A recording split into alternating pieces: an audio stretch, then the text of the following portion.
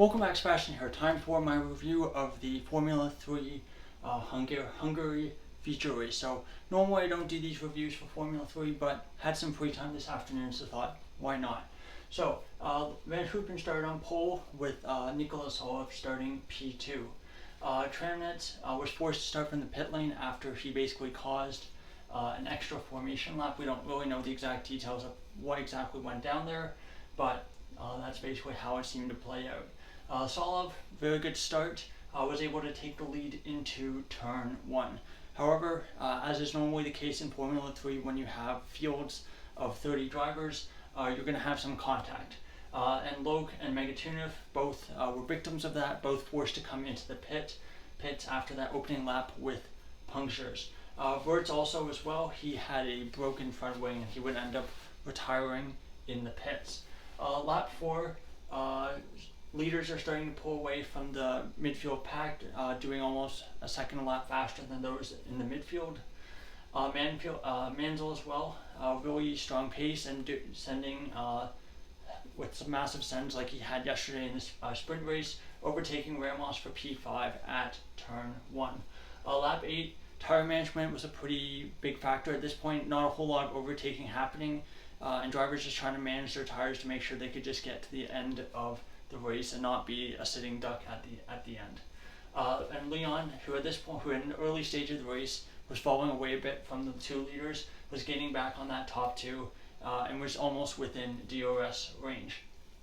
But behind that, I think it was a massive gap between 6th and 7th place. Callum Voisin being a bit of a train, a bit of a roadblock at that point, as the gap was basically almost 10 seconds then. Lap 12, Van Hoopen, on the comment from the commentary was that the tires on his car looked better than those on the race leader Solov, and perhaps he would try to make a move in the late stages of the race. Mansell also setting fastest lap, showing still a really strong pace, and we're trying to make moves further up the field from that P5 spot. Lap 14, Gabriele Mini overtakes Infopruvacek at turn 1 for P11.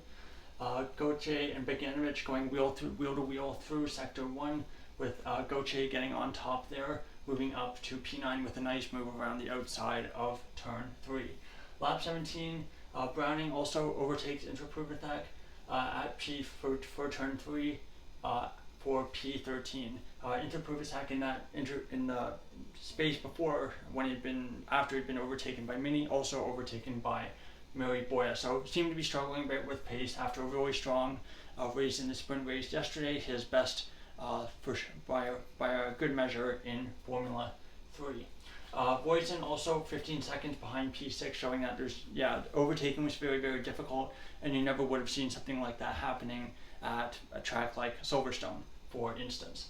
Lap 18, Mini now under pressure from Boya. Lap 19, Browning tries to make a move on Boya as well, so really tight between those three drivers. Lap 20, Tommy Smith, black and white flag for track limits.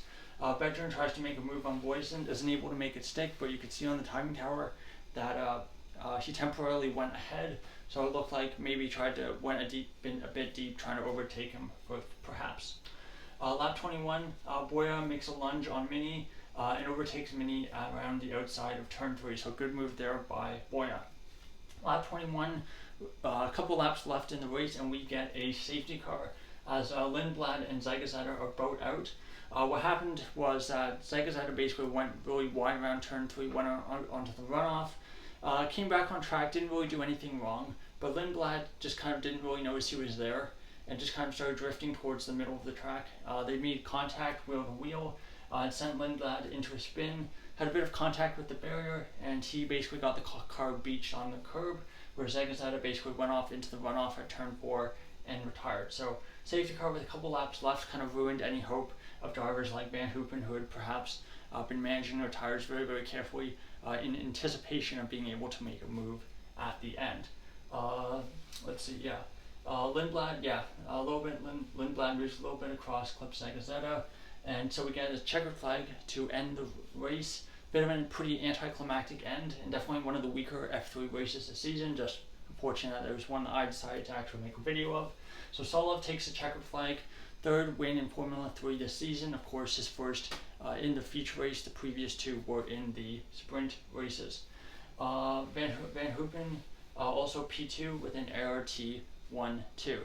So now, taking a look at the result in the final standings, with 2 rounds in Formula 3 left to go. Solov, of course, with the win, joined on the podium by Van Hoopen and Leon. 4th Fornaroli, 5th Mansell, 6th Ramos, I guess. 7th Voisin, 8th Bedrin, 9th Goche, 10th Beganovic, 11th Boya, 12th Mini, 13th Browning, 14th Stenshorn, 15th Intrapruvacek, 16th Esterson, 17th Dunn, 18th Smith, 19th Stuka, 20th Montoya, 21st Tremnitz, 22nd Wisniewski, 23rd Dufek, 24th Florsch, 25th Smith, 26th Megatuna, 27th Loke, and then your 3 retirements, Zagazeta, Lindblad, and Wirtz. Championship standings, Gabriele Mini still maintains the lead in the championship. There are 119 points. Browning second on 115, Lindblad third on 113. None of them scored today, but Leo Fornaroli, who was 4th in the feature race today, did get a big haul of points, and he's now only 10 points off the lead in the championship on 109. 5th Mansell on 95, 6th Beganovic 89, 7th Gauthier 87, 8th Solov 75, 9th Van Hoopen 71, 10th Tremnitz 54, 11th Leon 49, 12th Megatuna 43, 13th Boya 40, 14th Voisin on 33, 15th Dunn on 29, 16th Stenshorn on 26, 17th Ramos also on 26, 18th Bedrin on 23, 19th Montoya on 16, 20, Tommy Smith I believe on 12, 21st is Wirtz on 10, 22nd Wisniewski also on 10, 23rd Intrapruvacek on 9, 24th Zagazet on 8, 25th Loke also on 8, Stuka 26 on 6, 27th Esterson on 5, and then Florsch, Shields, Dufek all on 0 points, and then the 2 part-time drivers, Wharton and Headley, 31st and 32nd, also on no points. So there you go. There's my review of the 2024 Formula 3 Hungarian Sprint Feature Race. Thank you so much for watching. Goodbye.